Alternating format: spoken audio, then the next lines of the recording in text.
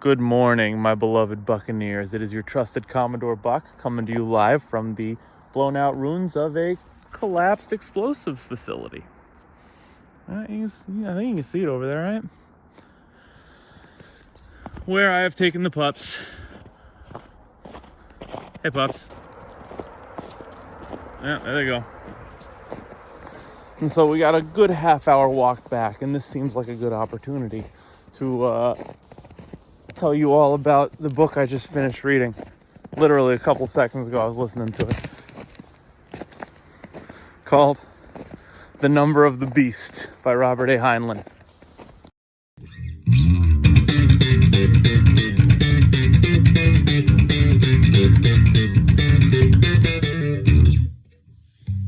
This one is controversial. First, foremost, I want to put out that Heinlein is the GOAT. Undefeated. He's a spectacular writer. He's known as the Dean of Science Fiction. Not sure how one comes across that title. But, well-deserved. Stranger in a Strange Land was phenomenal. The Moon is a Harsh Mistress is one of the best books I ever read. It was Starship Troopers, right? Can't beat Starship Troopers. That's what sort of flung him into pop culture relevance, like outside of strictly sci-fi circles. But he's a spectacular writer. Number of the Beast is one of his most controversial books. And that is because he obviously didn't write it for you. So, Number of the Beast, there's this phenomenon where when writers are babies and they first decide that they're going to be writers, they tend to write this really just self-referential, self-indulgent, self-insert crap that they put, well, these days they put it on the internet. They put it in those fan fiction places like an archive of our own or whatever. And it's invariably bad, but it's bad in the same way, you know? And the way in which it's bad is it's very obviously the story is a vehicle for the author to have weird, perverted fantasies in most cases. Or for the author to play Dungeons and Dragons alone. You know, they're just kind of screwing around with the idea of which of these worlds they liked in different books or media they consumed and how they would do things differently. So, sort of a form of piracy, really. And this is what will make up the bulk of most early fiction. This is what early fiction looks like. Even, what's his name? George R.R. Martin did it. He was writing knockoff Conans early on. He might have actually written some Conan the Barbarians. I don't remember 100%. But I remember reading about it once. So this is just like the pupa stage, the life cycle of the author, right? What Heinlein did was he wrote that again at the end of his life. He's like 80. He's like 80 years old, and he decided, you know what? I'm going to write fan fiction about myself. And he wound up... So do you remember The Dark Tower? And remember when Stephen King said that shit about how all things serve the beam and how he just plopped himself into the... plopped himself right into the middle of the narrative? I think it happened in The Wolves of the Kala. It might have happened in The Song of Susanna. I know it was after things started going downhill, and that didn't happen until after Wizard and Glass. So fairly certain it was one of those two. I think it was Wolves of the Kala because that's the one that I hated. That's the one where they put all the little Harry Potter bombs in, right? That sucked, dude. That was terrible. So, believe it or not, I don't digress. This is relevant. When Stephen King did that and put himself in as the servant of the Earth realm beam, you know, like Raiden, it's like he was he was the one who maintained the integrity of Earth C-137, right? And we all rolled our eyes. We were like, "Oh, dude, Stephen King, you don't got to be doing all that. We don't got to tie all these things together.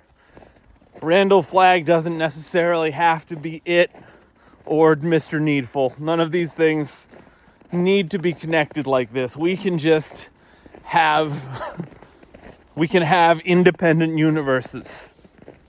I know we all know this wasn't a master plan. You don't need to pretend it's a master plan. Well, apparently Isaac Asimov tried to do the same thing and stitch up the Foundation series into the iRobot series. I've never read the Foundation series, so I don't know how well that it worked. But I hear it did not work. Heinlein had no interest in making that coherent. This is very obviously just the equivalent of literary masturbation. And almost literally, because the characters in the novel are all caricatures. And they're all super geniuses with multiple PhDs. And they're all just staggeringly sexy. Sexier than you can even imagine. And he really just leans into how sexy they are. And using like the one Amazon girl's nipples as this barometer for her mood, so you can always tell how she is. And everyone's a nudist, of course. And they climb into this time-traveling Jetson space vehicle and use it to navigate dimensions. They are married, but they are also poly, I guess. And even when I was reading it, before I found out what it was, before I found out that this is just a love letter to himself, where he'd hit 80 years old and he was like, you know what? I'm just going to publish all of my weird perverted fantasies. That's what's going to happen here. Before I knew what that was, I thought, man, this must be what success looks like as a writer. Come on, Pops. This must be sort of like the end result of being a massively successful writer, because Robert Heinlein just sat down and he wrote a 300,000 word group chat with himself, where he just kept talking about how cool and horny he was with all of these other aberrant little pseudopods of his unconscious. And they're all going back and forth, just being witty and horned up for like 500 pages. They do it forever. The book was so long. And he did that, right? Alone in his room. And then he sent it to his publisher and he's like, here are my deranged ramblings.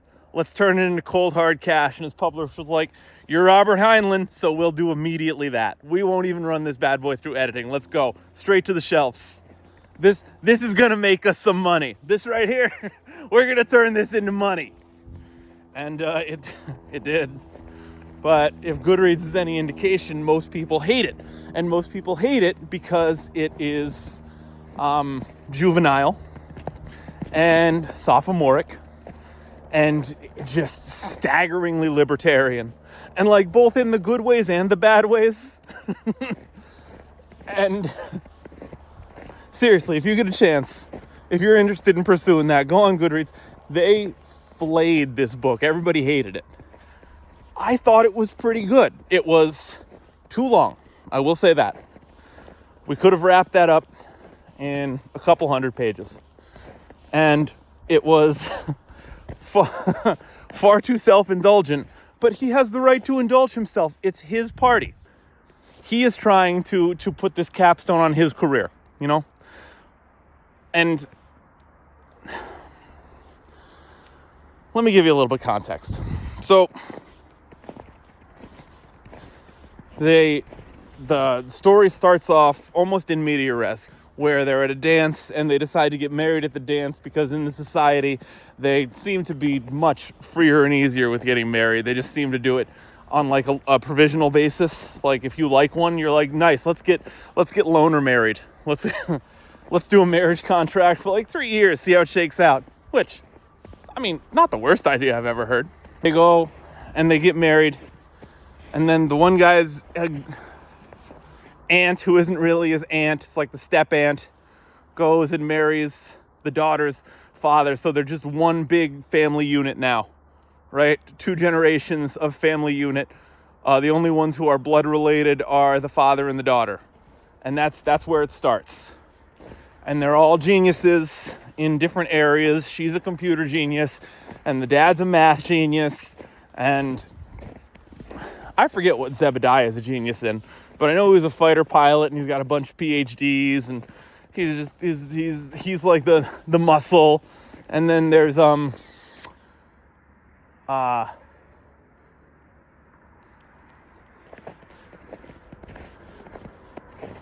little aunt, she's like 100 pounds, and she either has 9 PhDs or none.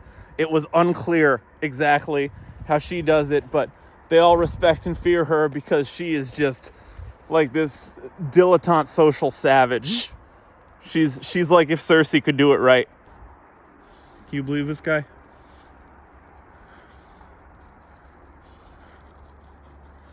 Perfect little dungeon adventuring party. And they have their party blown up. Well, the party they met and were hanging out at. It's like a big academic nerd party. Who's who of all of these super college geniuses. Or these professor emeritus geniuses. You know, and the aliens show up and they blow it up. And they just barely escape in the car, the Jetsons car, which is called Gay Deceiver.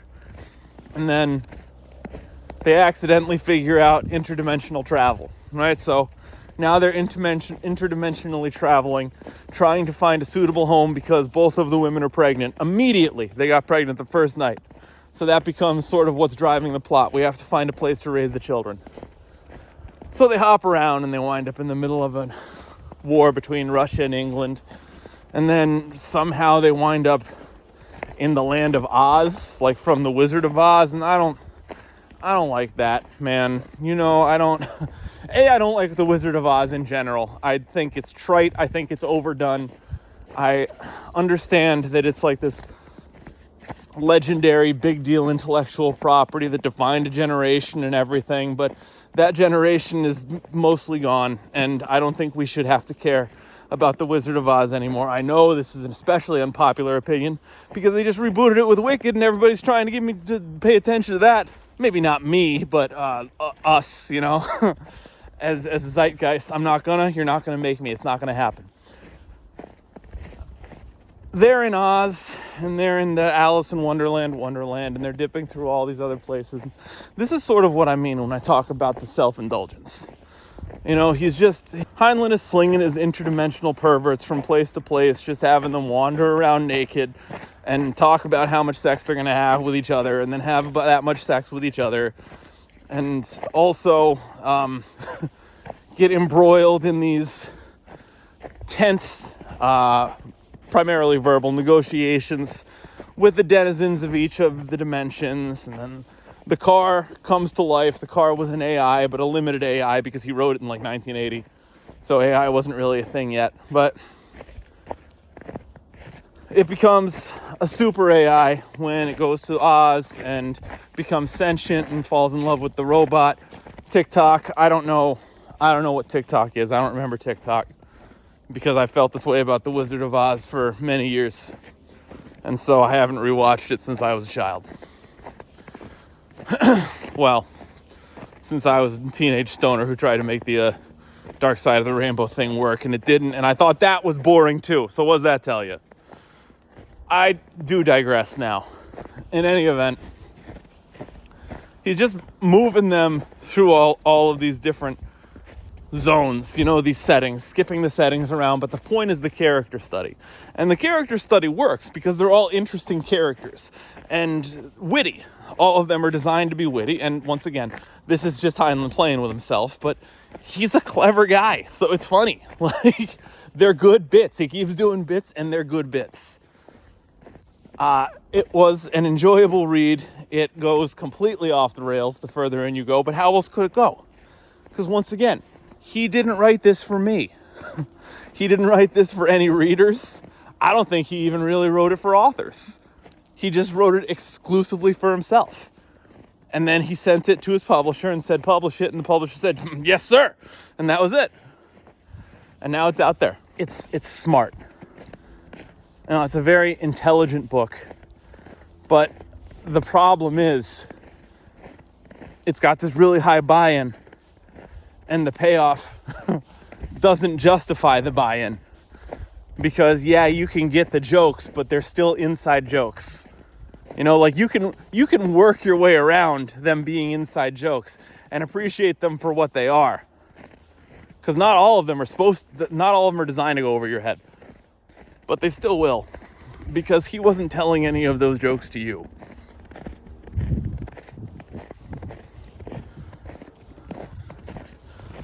I would give it a solid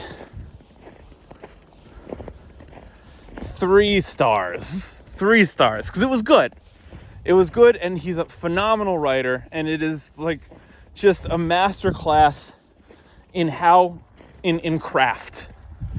Because he's such a good writer, it doesn't matter how stupid what he's writing about is. Because you'll stay on the hook. And there's a lot of little gold nuggets you can pan for if you sift through all of his self-referential, incoherent, oversexed rambling. Libertarian, throw that in there too. Because it was everyone was armed and everyone was dodging the government, and they built a completely off-the-grid, fully independent cabin, and everyone was poly, and they were totally cool with... They all used sex as negotiation, like bonobos. Like it was part of their diplomatic tactics to just kind of lend out your wife or husband. And this is sort of what I mean when I say that much of this was just him. This is sort of what I mean when I say much of it was just him writing for his own edification. He's like, oh, wouldn't that be cool and hot? He put it, and his publisher was like, sure thing, Rob. 3 stars. All because the writing was good, and the story was interesting enough. But I had to take the last 2 off because, my man, it was incoherent. And once again, I know it was intended to be incoherent.